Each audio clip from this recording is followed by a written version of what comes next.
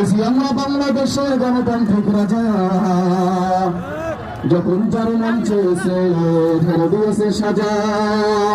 কাউকে দিয়েছে ফাঁসির দণ্ড, রেখেছে আয়না ঘরে, কাউকে আবার লাশ বানিয়ে ভাসিয়েছে সাগরে। কিসের জোরে করেছে সব, কিসের জোরে করেছে সব, ছিল দাদার মন্ত্র। কেমন গণতন্ত্র ছিল, কেমন গণতন্ত্র, গণতন্ত্রের আলে ছিল মোদির ষড়যন্ত্র। বিরোধী দল যারা সংসদে ছিল তারা ছিল পোষা ময়না, দেশ জলে পুড়ে ছাই হয়েছে তবুও তো কিছু কয় না।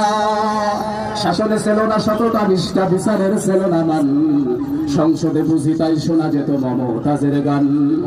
বিরোধী দল নাই ওটা তো ছিল, বিরোধী দল নাই ওটা তো ছিল ডিজিটাল ষড়যন্ত্র।